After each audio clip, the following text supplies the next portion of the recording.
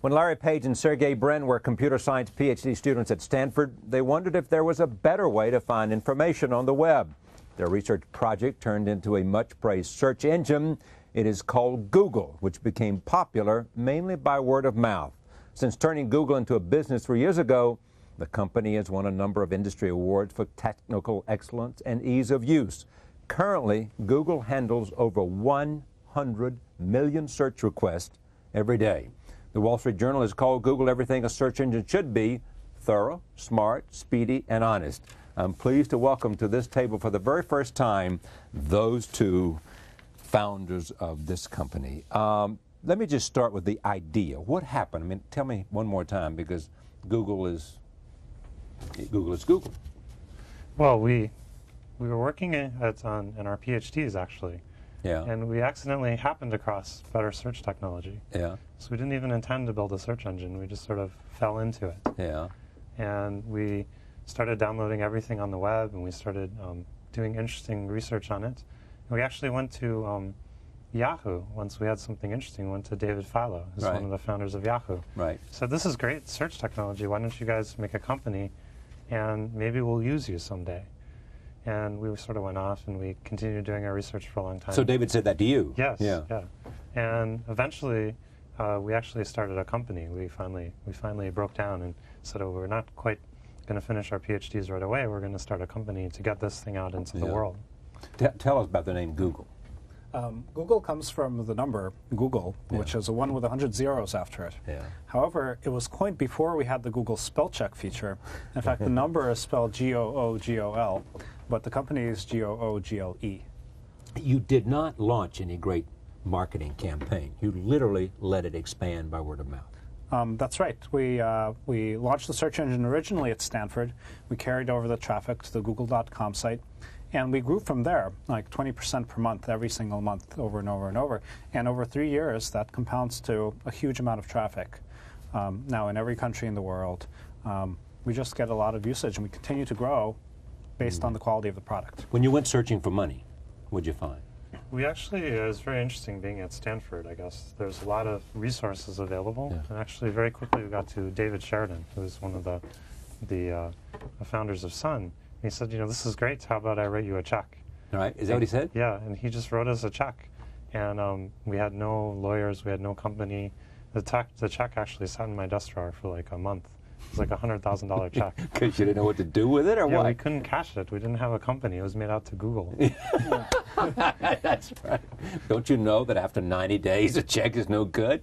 Well, we did it as fast as we could. It takes time to get lawyers. To get a company and get lawyers Yeah. and all those kinds of things. You know, why does it work so well? I mean, I remember the first time, because it's only a search engine. You don't do other things. Google is not a portal.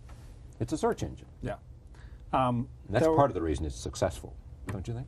That, in fact, is the main reason it's successful. There are several technologies that we developed initially that made it work really well, and having to do with using the web as a whole rather than just, you know, what words occur on each page.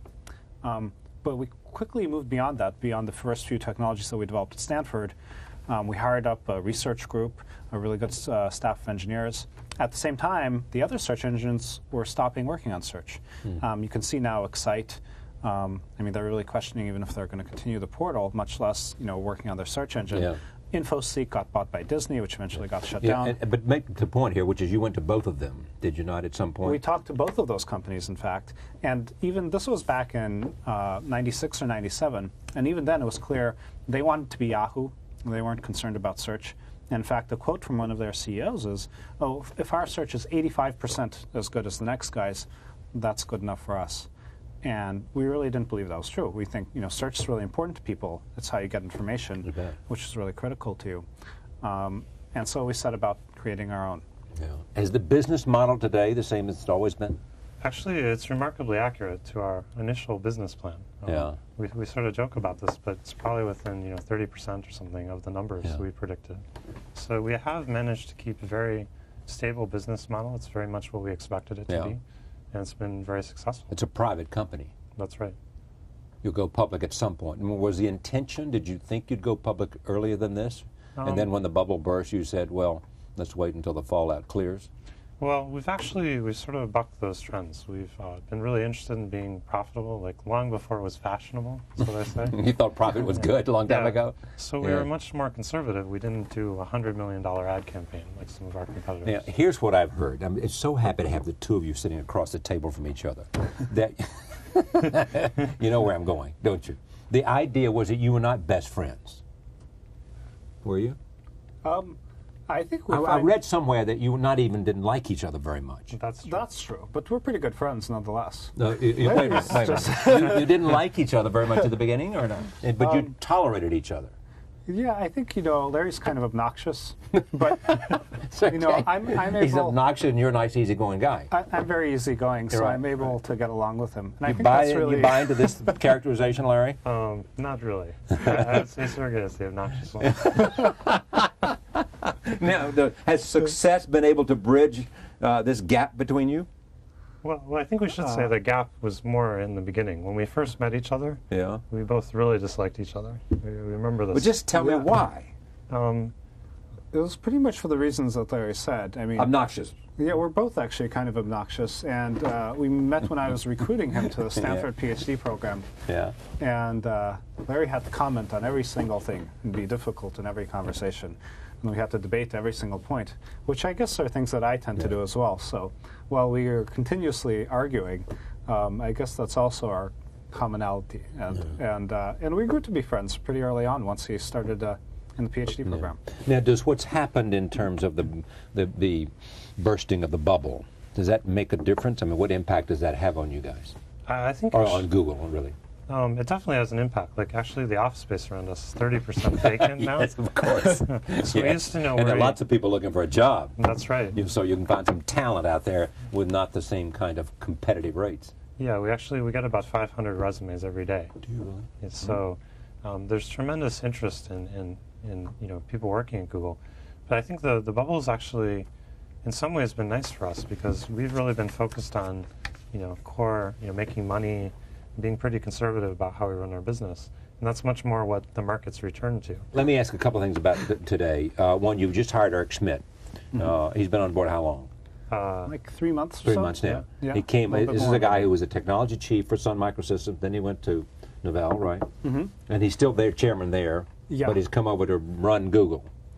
Yes, basically. So what's the idea behind that? I mean, you guys couldn't run it yourself? Parental supervision, to be honest. As much as, I think we've done well. We've made a lot of you needed an adult around? Right decisions. Do you agree with that, Larry? You guys need an adult supervision? I don't know if I'd say need, but, it's really nice. It's beneficial. Yeah. It's, we're past the age where we're rebellious, or earlier when we were in our teens and so forth, you don't want the parents around. But, now we're getting closer to 30 and so forth. And, our search engine really serves the world. We perform over 100 million searches a day. Right. It's really important to people. We have a big company, 200 employees. Yeah. It's a large responsibility, and if you can bring in experience to help out, I think that's pretty reasonable. Of course, it makes sense, and he's a very talented guy.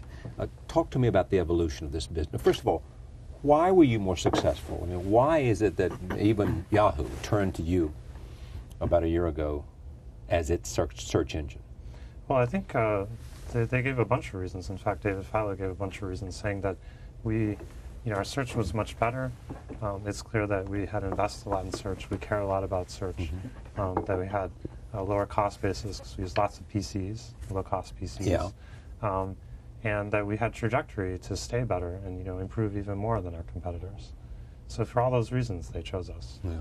I've seen this list, and you guys may know it, but because I don't have it in my head and I don't have it written down somewhere, which is the things that were the most searched for 10 names. Do you know them offhand?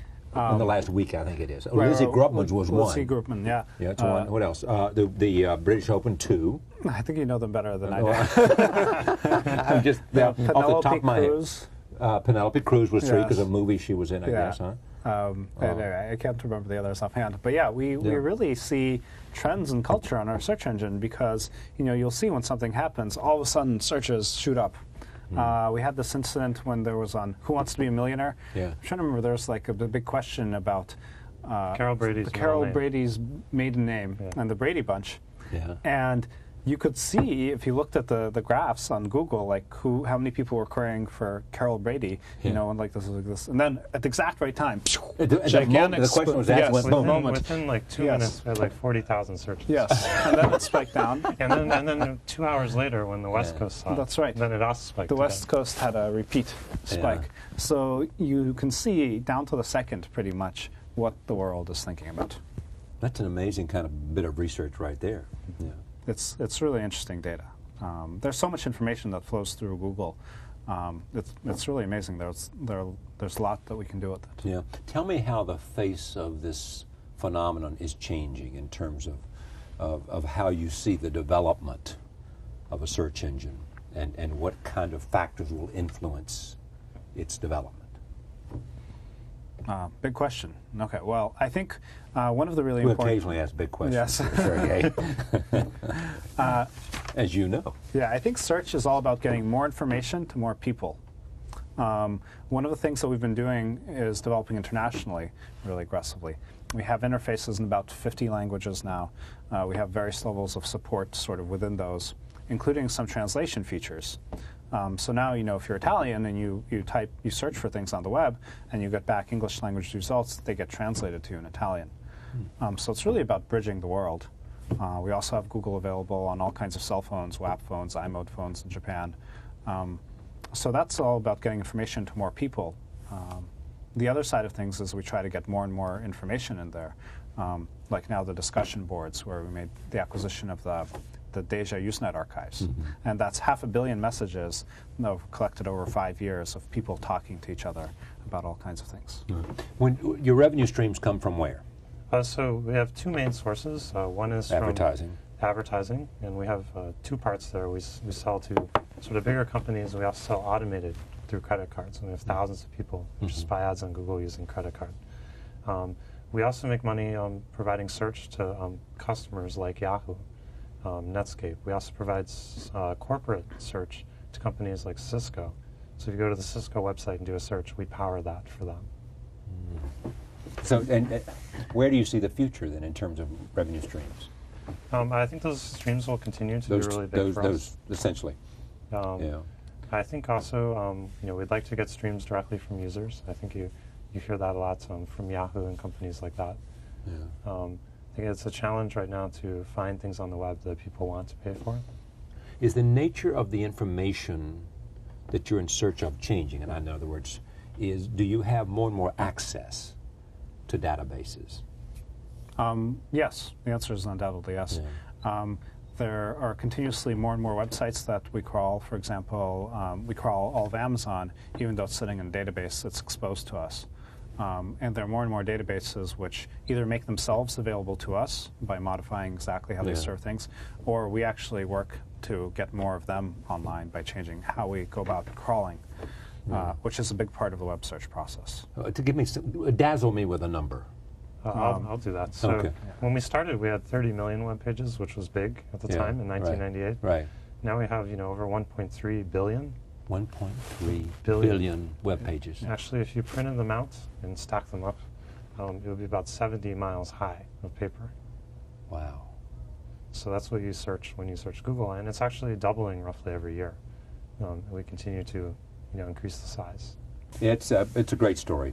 Google is a search engine that no matter, it became what it is by word of mouth in terms of people who used it and recommended it, and other people recommended it. So it built its own momentum, which is the great way to go. Thank you. Pleasure to meet you. Thank you. Great to be here. Thank you for joining us. See you next time.